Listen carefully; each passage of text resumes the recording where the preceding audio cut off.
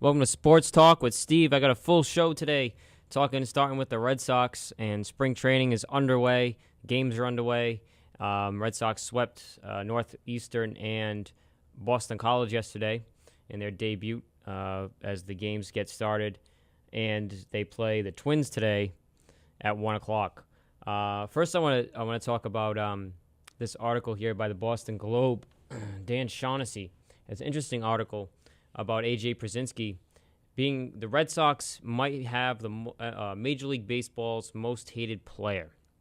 Pierzynski is now 37 years old. He is here. He's going to be here to replace. I'm reading this from Dan Shaughnessy's column. He's here to replace Jared Saltalamacchia as the Red Sox everyday catcher. According to 2012 Men's Journal poll, Pierzynski is the most hated player in baseball. He says, quote, "I just laugh at it. I think it's cool. I've won a bunch of years in a row. They just change the title around. They change a couple of words." True in various other polls, Pierzynski has been cited as quote, player you would most like to see beamed and meanest player in baseball.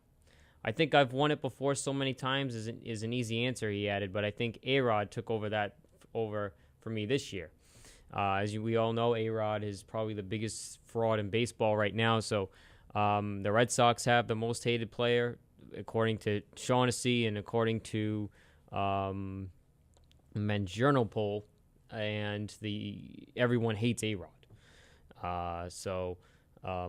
Because of his steroids and his acts and his carrying on of off the field and on the field, and he's a mess. But Pierzynski represents a slight departure from the Red Sox acquisition model of 2012-2013 after a winter in which general manager Ben Cherington emphasized in signing of character guys. The Sox now have a legitimate baseball character, a guy of Bill Durham.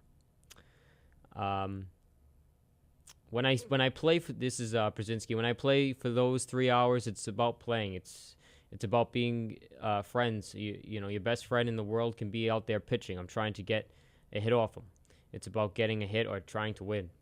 After we can go out and we can get beer or dinner or whatever, but for those 3 hours, it's about trying to beat the guy's ass and go to the next day. So again, it seems like this guy Pierzynski, he's a veteran and he's been in the league a long time, and he knows what to do, and a leader in the clubhouse sort of kind of thing. So you can call him a character guy, as Ben Cherington would say. But he's a good addition for the Red Sox. Again, Pierzynski, he says you have to do what the pitcher says Pierzynski. Ultimately, it's their game and their ball, but you have to have a little bit of hard-headedness in you if you believe in something. Peavy and I always got into it, but that's just him. Shaughnessy asks any hard feelings from his days playing against the Sox, and he says, "I'm sure Lackey hit me a couple of times on purpose as John Lackey passed by in the JetBlue clubhouse. I've never really had a bad run with the Red Sox. We never played them a whole lot. Usually that stuff gets in the division more because you see them so much." So the Red Sox-Yankees games just got better. The Sox have the most hated player in baseball. But, again, I think the Yankees do, actually. The Yankees have A-Rod. I mean, he's probably the worst baseball player, most hated baseball player out there right now. As you know, his mess is crazy. So Pierzynski may be up there, but I don't think he's as bad as A-Rod. I'm gonna switch now and talk about instant replay. How will instant replay change baseball? And a lot of people say it will make the game 10 times longer. But we see all these calls, the no-hitters, the perfect games that get slaughtered in the ninth inning because the umpire makes a bad call. Here's an article here from USA Today. The system will cover almost every play except balls and strikes, check swings, a trap ball in the infield, and so-called neighborhood play. When a defensive player turning a double play comes close to second base but perhaps does not actually touch it, but it's about whether the go-ahead run was safe at home plate. You would check the replay. Every clubhouse and every Manager League ballpark will have a mini command center in which teams can see the video feeds. But unless they play in question ends an inning or there is a pitching change, teams will be pressed to make a call. And there's no tolerance for stalling. That doesn't mean managers won't try. Several have already added a term to baseball lingo. Play close attention to where the managers stand, where they go in the field to talk to umpires, and where they have a view of their catchers in the dugout.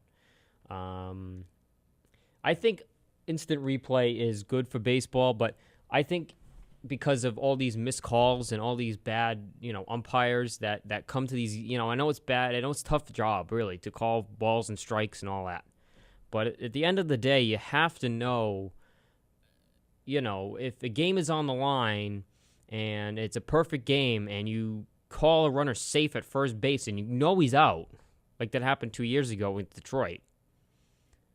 That's just, he's out. And then you come in the next day and you have to, apologize, and it's a big ceremony at home plate, and it's just ridiculous. So it's good. The instant replay is good for that case. For going and making sure that the umpires get the call right. They could do with like the NFL. Everyone has their own camera, and then there's a control center there, and then they say, okay, well, it's this one or that one. It's he's either safe or out, or but baseball is a very slow game. It takes 3 or 4 hours already. But really, I think if there's a play at home plate and he's safe or out, should you use the instant replay in the beginning of the game, or should you wait till the end of the game? Now, if you don't do it at the beginning but only do it at the end, that maybe you cost the guy a run at the beginning of the game, and then So yeah, if it's a close call, fine.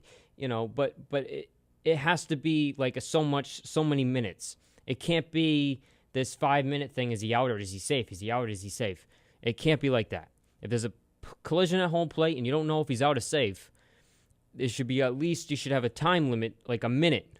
You should have 60 seconds to figure out if he's out or safe. And if you don't have that type of minute, if you don't have a definitive answer as to whether he's out or safe during that time span, then either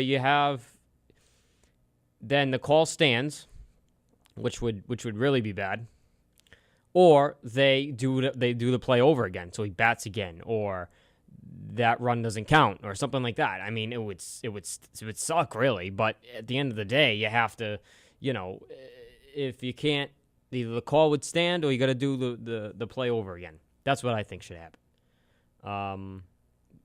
Again, there's all the time with the umpires and the referees in general in pro sports. They're very it's a tough job, especially at the end of the game. When you're in that moment and you don't want to make the wrong call, but you do, and it's like, oh, it's just terrible. There have been a lot of those. There have been a lot of historical controversial calls. We'll go back to World Series Game 3.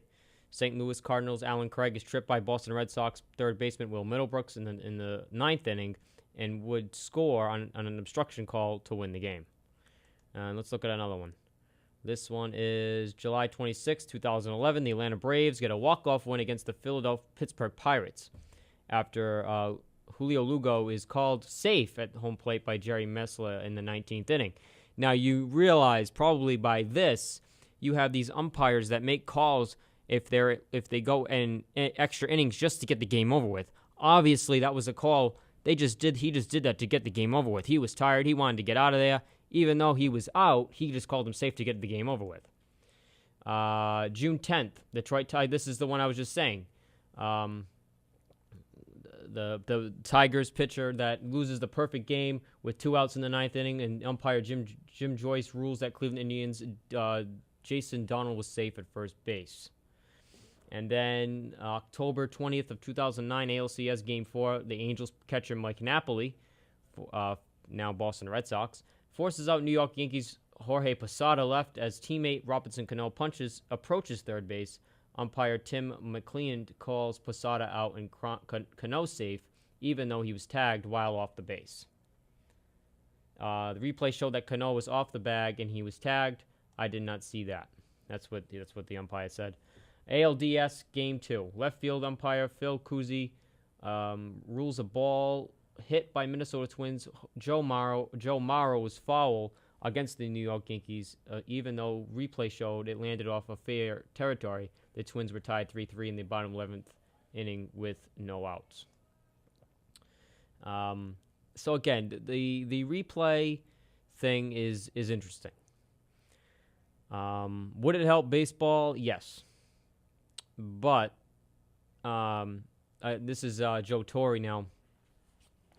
Torre estimates the average challenge and subsequent replay can be done in 60 to 90 seconds because umpires will connect with the New York Command Center through a headset behind home plate and be told the decision. Although everybody acknowledges there will be hiccups, baseball's step into the 21st century is mostly being lauded. This is except for some baseball pursuits, and there are of all ages. I mean, everything's not going to go, their way. I mean, there's going to be yes and no. It's like football, when they do that with football. It's yes, no, and it really never goes, your way all the time. So it's going to be interesting to see that. This just happened now, today, as I was driving in. Red Sox may be sued by charitable foundation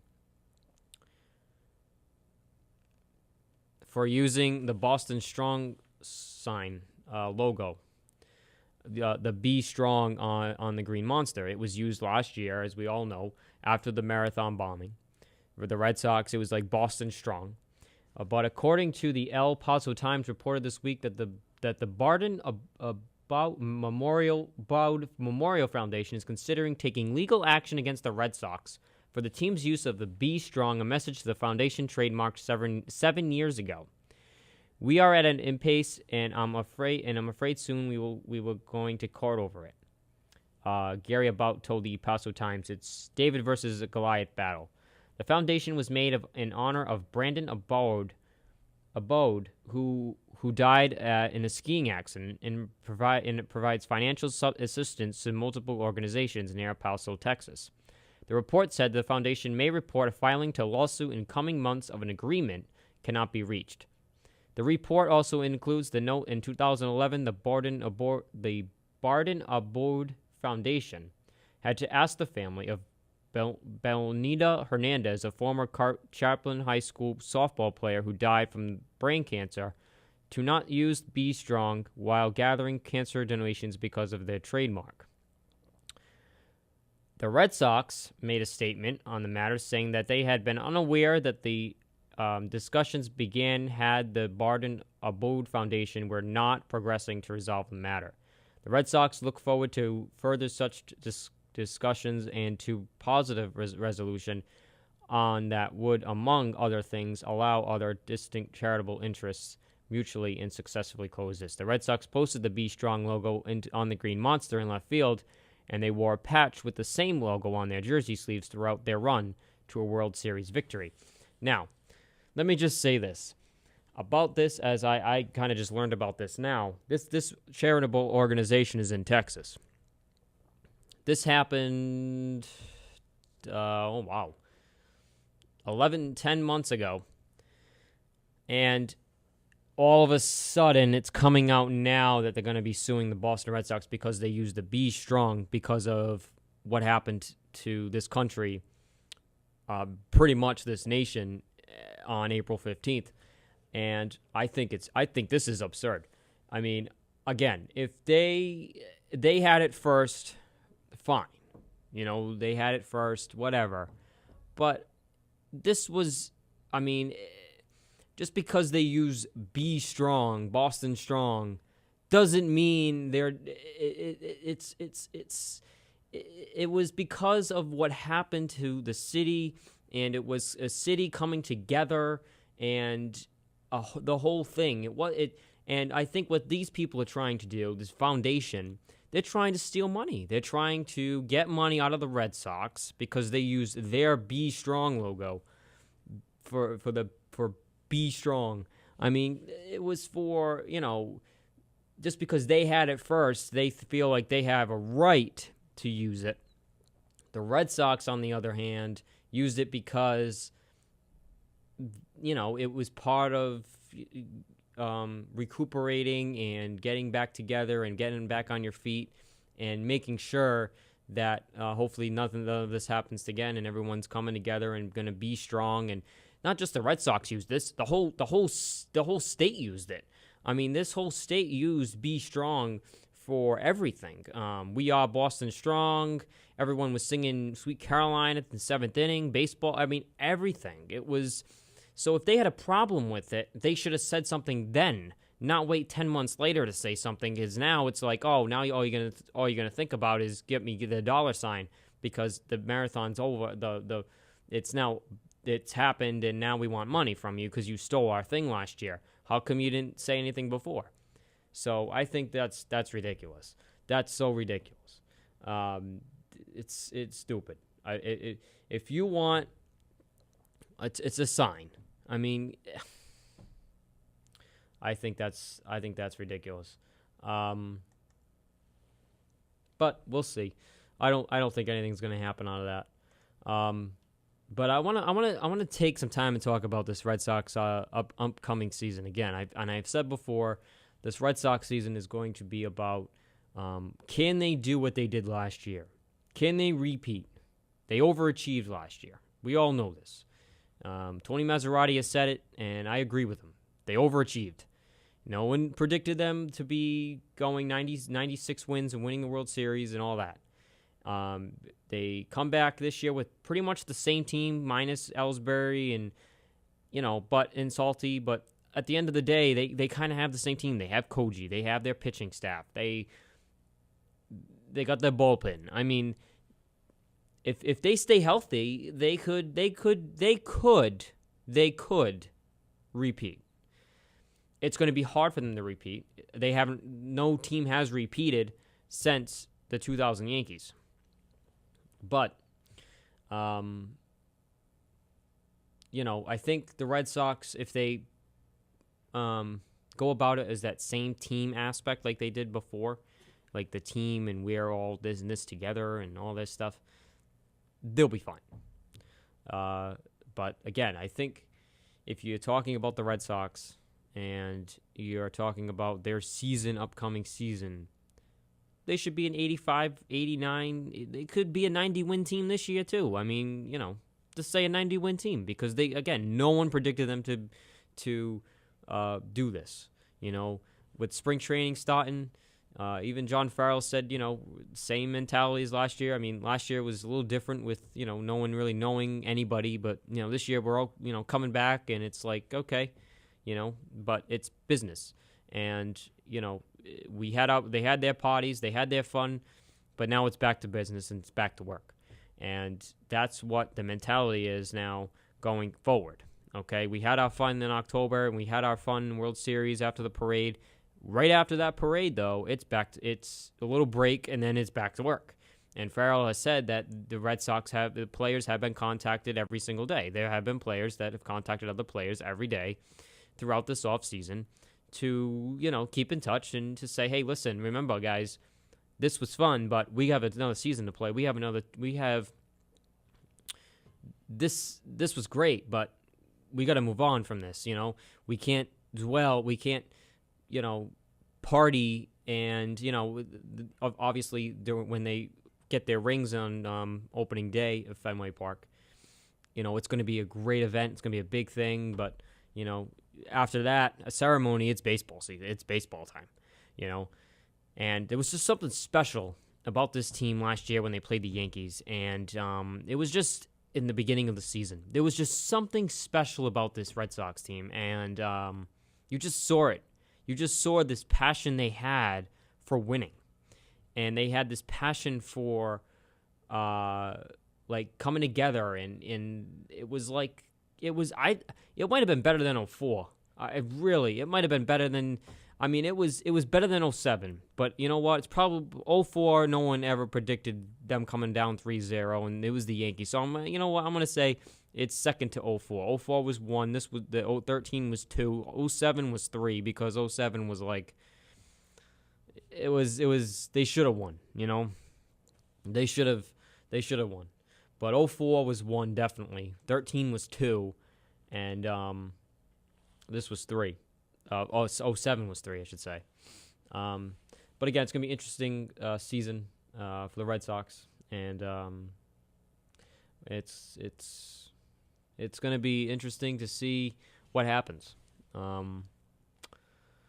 So one quick thing before I go. This is going to be a short show today. We have the big show back. The big show is back. Glenn Ordway. He's going to be back on he's going to be doing an online sports show, and I want to talk about this. It's going to be on sportstalkboston.com, and he's gonna, where is it? He said, I love doing this national thing. It's fun, it's different, the preparation is much different, but this is my town. I love talking about David Ortiz and whether they should re-sign him, and how topics that matter around here. And that's what I'm about. So he should have a great show with them at sportstalkboston.com. And it should top rating. Well, it should be second to Felger and Maz, because I'm telling you now, I'd watch this show 3 to 6 every day. Other than Salk and Holly, you bring a guy in from Seattle. You fire Ordway from EEI. You bring a guy in from Seattle, and it's to do afternoons and try to compete with Felger and Maz across the street. Good luck with that. No, but again, Glenn Ordway, he's basically Boston icon. He's done so many shows, the big show, and everybody will probably be, I can't wait to hear him on March 17th. So from 3 to 6. All right, that's going to do it for me. Quick show today, and I will talk to you next week.